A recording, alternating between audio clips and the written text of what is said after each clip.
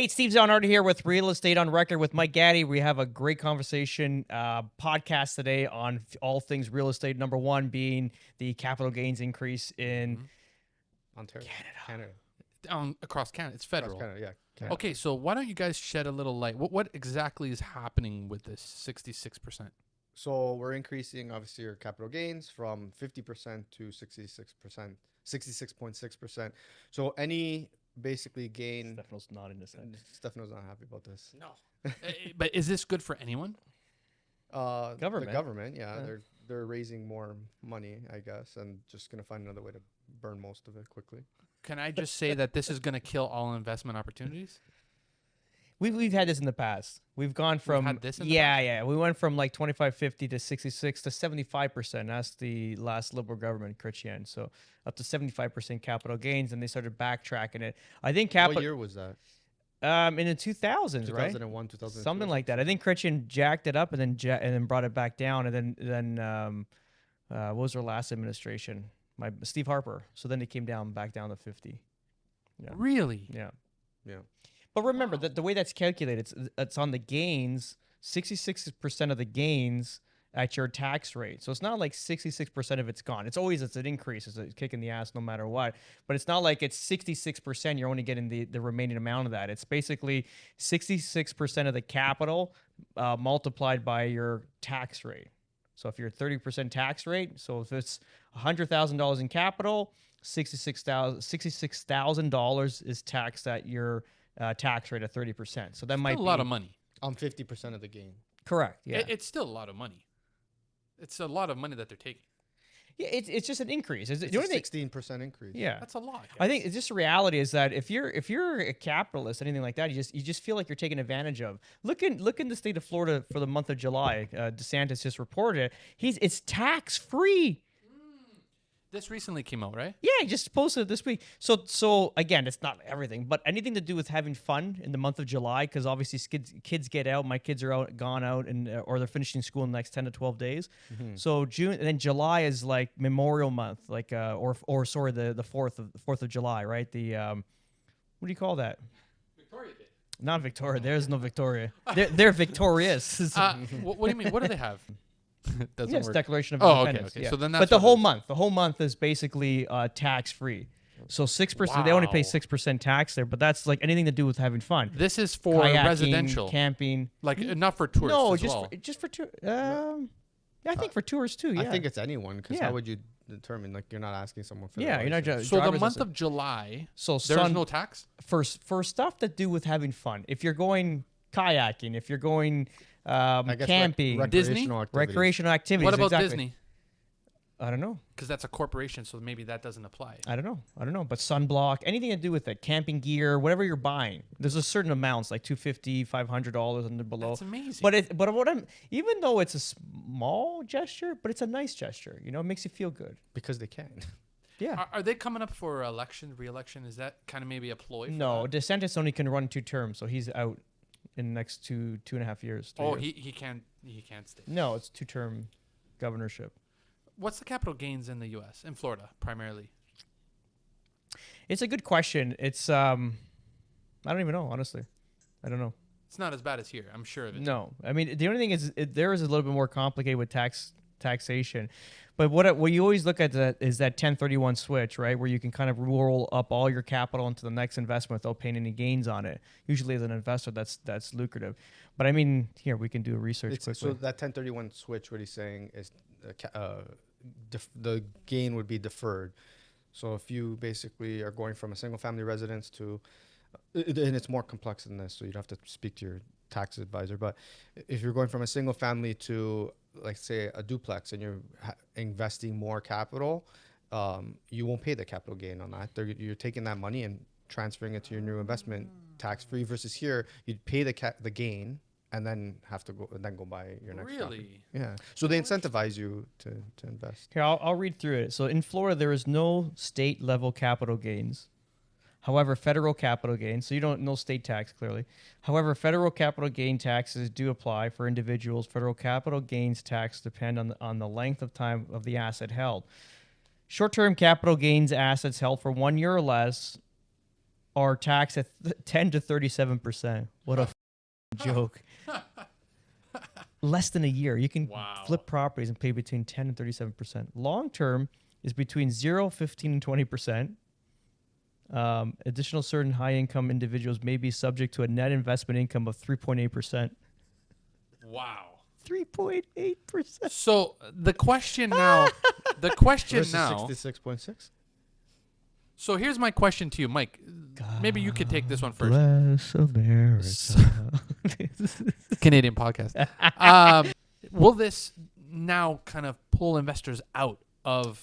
It's gonna be a longer hold situation, right? It's gonna be. I don't think it's gonna be as lucrative to, obviously, take your money right out of your profit, right? To go flip it and try and upsize, which is bad because we kind of want people to invest in affordable housing, rentals, right? If we're gonna deter people from investing, even at a high scale, well, it's gonna make the units that we have more expensive, and it's not gonna help our issue. What do you think, Steve? He's bang on. I think it's the long and hold period. Obviously, we went through this in the past where capital gains have gone up to 75%. So yeah, it's going to be a long and hold kind of process. I mean, how many investors have you talked to? People in your sphere, even mine. They're like, I'm not selling. A gentleman at the gym is like, I'm not selling this thing. I'm not. There's no point. I'm going to pay all this tax to the government. It's like, I'm going to keep it. Yeah. So a lot of the mentalities shifted where it's like, I'm ready for retirement. I'm going to flip this property. I'm going to cash out. I'm going to move, money into other investments to create more passive income. Now they're like, screw it. I'm holding on to it. I don't give a shit. So it's now. The only thing is, if the investment, it's a tough situation. Because wait a second. So does this 66.6% only apply to investment property here, or does it also apply to foreign investment property from a Canadian buying outside of the country? No, that's different. Do I still have to pay capital gains here of 66.6%? That's just, we're just talking about gains here on a property, but it might not even be a like a rental property. It might be even your family's cottage. You go sell your family's cottage. That still falls under the 66%. Of course, it's not your primary residence unless it's your primary residence. But it wasn't done as a business investment. I mean, doesn't matter. Doesn't matter. Anything that's not your primary residence to capital gain. But anything that's not your primary residence is subject to 66.6%. Yeah. But that's what I'm saying. But what about foreign investors? I mean, foreign investment, like myself. Would I get hit with that? No, it's different. But because I'm Canadian. If you sold it. Correct. Yeah, you're going to pay gains on it for sure. Gain at 66.6%. They're going to, it'll be more than what it was before. I'm not sure what the foreign. But it's not in this country. That you would have to talk to. Isn't that interesting? But there's a very, very gray area on a lot of things. This one primarily. If you sold an investment, yeah, you're going to pay gains more here for sure. Wow. You're paying gains. It's a gain you brought into the country. So I'm paying gains there and gains here. Yeah. But remember, you don't pay double tax. You pay the tax there, Correct. Subtract whatever amount you paid there, you bring it here, and then you subtract that and you pay whatever is here. So it's not like it's double tax. You're paying two different countries, but it's the good thing with Canada and the U.S. is that they'll subtract the amount of money you pay in the U.S. into the Canada, and then you're going to pay the gains of the Canadian gains on whatever's left, right? So when it comes to understanding capital gains and all these updates, where can people find actual legitimate information? Do you guys have anywhere where they can go to get true information? It's so tough, man. I don't know. It's so tough. Obviously, you're gonna go to the Bank of Canada. Obviously, Bank of Canada account. I mean, the Government of Canada account, like the website. You're gonna get stuff there. It's tough, man. Honestly, I don't know. There's so much information out there. So that leads me to my next question. The most important changes in Canadian real estate. What do you guys think are some of the most important changes that have happened in real estate this year or even last year? I guess for as a realtor, how we execute deals, it would be the new laws for TRESA that came in with multi-rep and also self-represented parties. So we changed the way we basically define our representation with the client. Okay. So that's the biggest change. I think we haven't seen it here yet, but in the States, they're seeing the shift in buyer rep what does that side mean? of things. What does that mean? So basically, in the States, they can't post a buyer rep commission. So if I'm working with a client and we are to go see this house, they don't have a commission that they're set to pay on their listing. We have to make an agreement with our buyer to pay us that commission. Reality is we've been in 13 years. Every listed presentation I went on, it's going to be the exact same even after, because I think Canada will my coach Sean says exactly what it is. It's like if the big cities, if America's going that way, big cities in Canada will go that way too. Just it'll follow eventually. So, I mean, when you went on a listing presentation, you would say, okay, what's the commission rate? Okay, great. So buyer's representation, usually common rate in Canada is as a whole is 5%, 2.5% the buyer's agency. You have the right to offer them whatever you want. Yeah. You want to offer them 2%, 1.5%, 1%, half a point, whatever you want to do. They had it's their home and they had the full automation or the autonomy rather to pay what they wanted. But if your neighbors are paying 2.5% and you're paying 1.5% for the same product, as much as you want to say it, it will be steered as much as you want, especially in a high populated inventory market where there's a lot of inventory. For sure. You're going to be steered. And a lot of those buyers wouldn't want to pay the whatever their buyer rep agreement correct, difference is, right? So if they're offering 1%, the buyer isn't willing to pay the agent another the other 1.5%, right? Yeah. So that's part of it too. But I mean that's always been in a conversation when you want a listing presentation where you had the right to kind of offer more. But if you did less than your neighbor, the chances of you selling for more money is going to be rare, because they always say there was that script where a buyer's agent only does 4 deals a year, and if 25% of their income is based on you cooperating with them half of that rate, they're going to steer into another house. That was like a sales script. But I mean, at the same time, it's like even a lot of the good agents are doing a lot of buyer sales too. Let's face it. If people that are doing diamond, whatever, $1 million, they're doing buyers. Both sides, for sure. And they're going to, it is what it is. They'll steer them away from that. Yeah. It is what it is. Unless it's like in a low inventory market where it's like, it is what it is, right? That's like you got to do the deal. That's it, or you're gonna lose it all together. So then the next question, of course, Finally, I think is like, where did they find you? I'm like, Right. post-traumatic stress, like PTSD. I'm like, God damn it, he's gonna say it. It's gonna happen in 5 minutes. He's gonna say it. He's gonna say it. The market's not on fire. Depends on the area. Depends It's on the busier. area and the product. If it's a good product. But even it's that product yesterday, it wasn't the greatest. Which one? The one that Was I it a came in, detached? I walked through. Was it a semi or detached? Yeah, Not but to say it too was much. like stupidly underpriced. Was it? Yeah, for sure. Because they were promoting bidding wars. But Yeah. what 2-1 and it was It 2-5. was listed at 2.2. It went for like 2.4 or 2.5 over 2.5. I can't see the fucking Holy. value. I cannot see the value. You didn't see it valued at that? You need like 100 G's in there. So question, what 50, was the 60? I don't know. More. Yeah. Yeah, it was just, was it like a gut job? No, it wasn't a gut job. Like But you had to was invest a- some money it was a into it. semi. like It was a- a semi gut. Hold on, was it a detached? yeah, it was like a 4,000 square foot, 36. It was a nice. 37? It was a That's a big lot of house, but money, it just man. I don't. It's wild, right? So that's in the very niche bracket, right? Because what's the average now? 1.3, 1.4? Is that the average? Average sale price? No, Yeah. like 1.1. Oh, 1.1. Yeah. That's the average. So in the 2 range, you're talking about it's a niche area. You're gonna find a niche buyer. Yeah, it's above average for sure.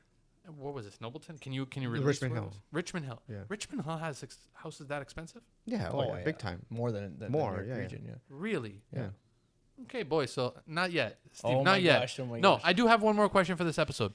When it comes to people looking to save their money, maybe not pulling the trigger now and waiting until next year, do you recommend that they buy now or sell now? What do you think people should We're do? talking buy right now. Yeah, I think they're.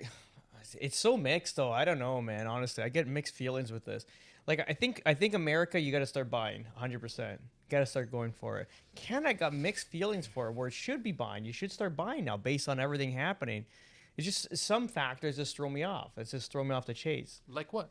I don't know, man. Because you've been doing this for quite some time. Have you ever seen the but market this is a different. like this? This is different. This is different than economically. It's Okay. a totally different structure. To So look why at. would you say it's not a seller's market right now? It is a Because seller's we have market. we have No, a- you said it's a buyer's market. I would say start buying because if you look at it, well, who's buying real estate right now? Who's buying? Is it the Well, Gen Z? Blackstone, all these big real estate investment trusts, big Oh, really? Wall Street. It's not the Gen Z, mammoths. Gen X's.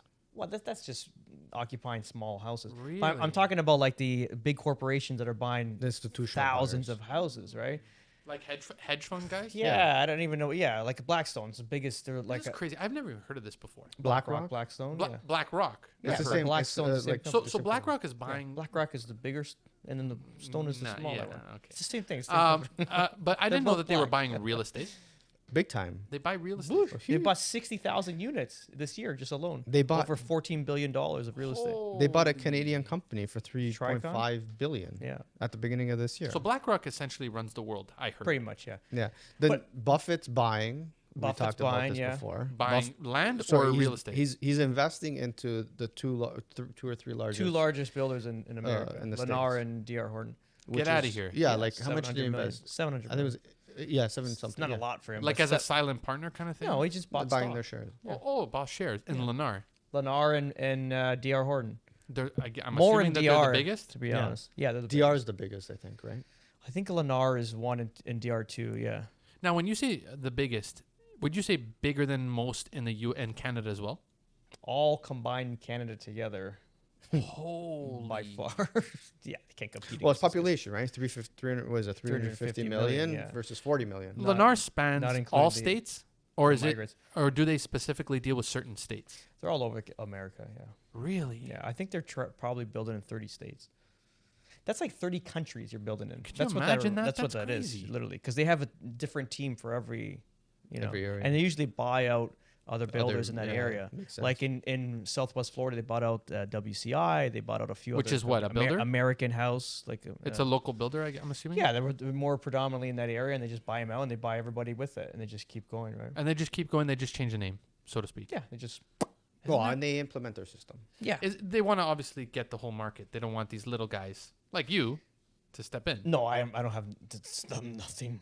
They don't not interested in me at all. But Cocktail drink? Not on the radar. We're not on the radar at all. You know what they're very interested in? Oh, stop it, Stefano. Mike, You set them up for that. Mike, Oh shit. at your camera, where can they Oh, find God you? Damn it. You can find this on Instagram, YouTube, Spotify. You can reach me Can we directly. stop doing that? No, I love it. At Mike Getty Realty. Okay, and Steve Just fucking stop it.